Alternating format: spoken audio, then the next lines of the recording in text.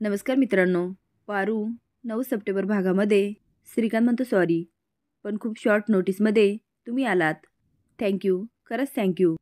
एक जण म्हणते सर, किर्लोस्कर मेन्शनमधली पत्रकार परिषद म्हणजे ब्रेकिंग न्यूज ना? मामी का नाही येणार? आता श्रीकांत हसायला लागतो आणि आयल्या पण. आयल्या म्हणते हो, तशी ब्रेकिंगच न्यूज.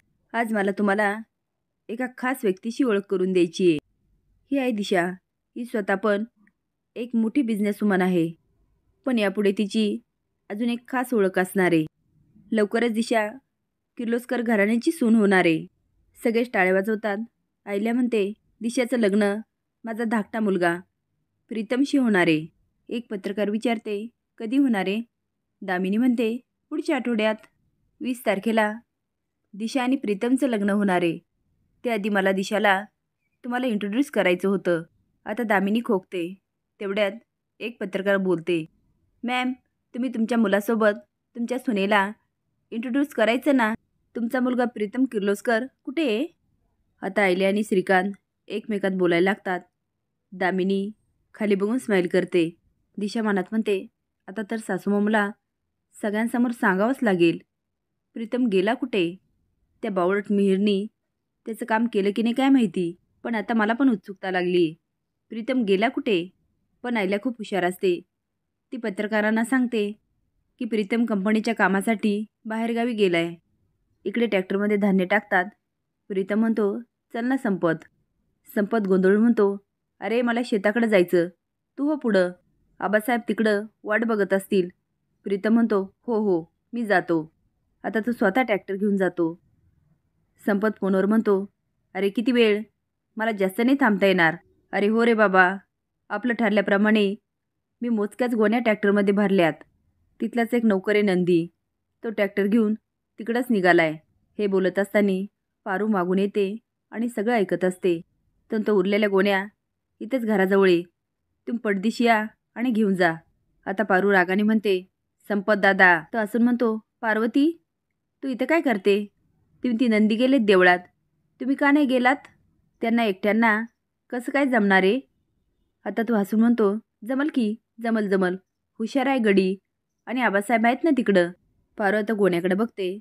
तो तुझ्या घरात तुला कामं असतील ना, जा जा जा. ती आता गोण्याकडे जायला लागते. तो पार्वती, ती ह्या गोण्या नाही न्यायच्या. तो ह्या काय जास्तीच्या गोण्या आहेत, त्या मागं पोटरीत ठेवायच्यात. तू जा की घरात जा. आबासाहेब मंदिरात पोचतात. रणजित म्हणतो या सयाजीराव, काय दुसऱ्याला वाट बघायला लय मजा वाटते नाही? आबा म्हणतात गुरुजी, ते ट्रॅक्टरमध्ये धान्य भरत होते म्हणून उशीर झाला. गुरुजी म्हणतात अहो काहीच हरकत नाही, दरवर्षीसारखा सगळ्यात पहिले तुमचा शिदा आला. एक जण म्हणतो ते पण ट्रॅक्टर भरून. आबासाहेबांचं धान्य एवढं असतं की 10 दिवस पुरून उरतं.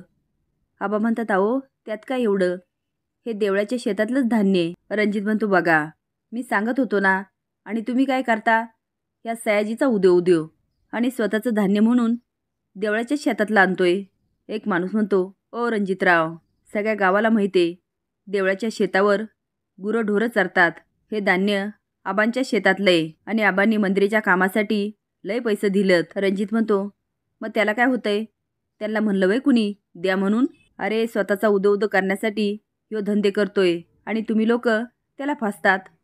आता बराच काही गोंधळ होतो. रणजित म्हणतो आता या पोत्यांमध्ये धान्य आहे की भुसा, कुणी बघितलाय? एक माणूस म्हणतो बघायची गरज पण नाही. देवळातले गुरुजी म्हणतात कुणीही धान्य चेक करणार नाही आणि उद्याची पहिली महाआरती ही आबांच्या हातून होणार. प्रीतम मनात म्हणतो बघा, इथं महाआरती करतात आणि घरी गणपती पण बसवत नाही. रणजित म्हणतो धान्य दिलं म्हणून महाआरतीचा मान, म्हणून म्हणतो करा गोण्या चेक. आता सगळेच बोलायला लागतात. रणजित म्हणतो तुम्ही नाही म्हणताय, पण सयाजीरावने नाही म्हणायला पाहिजे ना. काय सयाजीराव, करायची ना तपासणी? आबा म्हणतात होऊ द्या तुमच्या मनासारखं. आदित्य लाकडं फोडत एकटाच बोलत असतो. तेवढ्यात पारू म्हणते आदित्य सर. तो अगं कालच ठरलं ना, तू धनी म्हणू शकते तर म्हण धनी. पारू घाबरून बोलायला लागते. आदित्य म्हणतो काय झालं पारू? तेवढ्यात प्रिया पळत येते आणि म्हणते पारू काय झालं, एवढी गडबड कसली? पारू आता संपतबद्दल सांगते आणि म्हणते मला काहीतरी गडबड वाटते. आदित्य म्हणतो, चल पटकन. रणजित म्हणतो, या सयाजीच्या मनात किती काळबेर आहे ना, कळू दे गावाला. फक्त गावकऱ्यांना नाही तर देवाला पण फसवतोय हा. तेवढ्यात प्रताप येतो आणि रणजितची कॉलर पकडतो. रणजित म्हणतो, बघा बघा यांची दादागिरी. आबा रागात म्हणतात, सोड त्याला, तू का आलास इथे? प्रताप म्हणतो, मला वाटलंच होतं हा नक्की काहीतरी घोळ घालणार. पण आबा ओरडतात आणि तू शांत होतो. आता गोण्या चेक करतात. काहीमध्ये धान्य असतं आणि काहीमध्ये भुसा. आता रणजितच काय, पण गुरुजी आणि गावकरी आबांना नको नको ते बोलायला लागतात. आबा म्हणतात, तुला मंदिराचं अध्यक्षपद पाहिजे ना? माझा राजीनामा पाहिजे ना? मिळेल, नक्की मिळेल. प्रीतम हात जोडून आबासाहेबांच्या पायाशी बसतो आणि म्हणतो, आबासाहेब मला माफ करा. मी लालची झालो होतो. मला वाटलं ह्या गोण्या कोण चेक करणार, म्हणून मी काही धान्य विकलं आणि काही गोण्यांमध्ये भुसा भरून आणला. आता आबा रागात त्याची कॉलर पकडतात आणि रणजित त्याच्याकडे आश्चर्याने बघायला लागतो. आदित्य येतो आणि संपतची कॉलर पकडून म्हणतो, तुझा खेळ खाल्लास. प्रिया म्हणते, संपत काका, मी तुला काका म्हणते ना, आणि तू आबांना असा धोका देतोस? आदित्य म्हणतो, काय रे, कोणी सांगितलं तुला? मी 8-10 दिवसापासून बघतो, तुझी तेवढी हिंमत नाही आहे. बोल, कुणी सांगितलं? संपत म्हणतो, रणजित रावणे. इकडे आबा प्रीतमच्या एक कानाखाली देतात आणि म्हणते, गरीब, कर्जबाजारी, सावकारांच्या कर्जाखाली डुबलेले, म्हणून तुला माझ्या घरामध्ये आसरा दिला ना रे. पोटच्या पोरासारखं तुम्हाला वागवलं आणि तू हे फळ दिलंस. अरे, तुमच्या लोकांमुळे कुणी गरजू लोकांवर विश्वास ठेवणार नाही आणि ठेवत पण नाही. अरे, कुणी उपकार केले याची तरी जाण ठेवा. अत्यंत चुकीचा वागलास नंदी, खूप चुकीचा वागलास.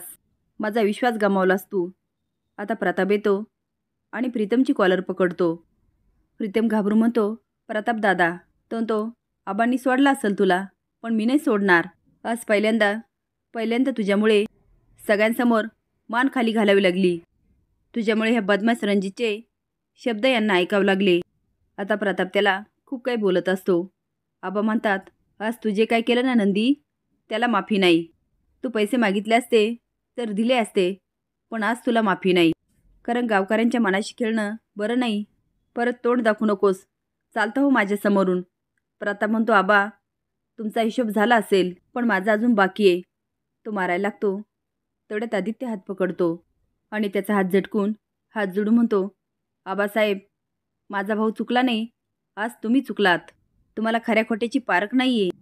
खरा गुन्हेगार कोण आहे तुम्हाला बघायचं आहे का? प्रियानी पारू संपतला पकडून आणतात आणि जोरात पुढे ढकलतात. आता संपत गुडघ्यावर आणि हात जोडून आबांसमोर उभा असतो. असेच नवीन अपडेट जाण्यासाठी लाईक आणि सबस्क्राईब करा. धन्यवाद.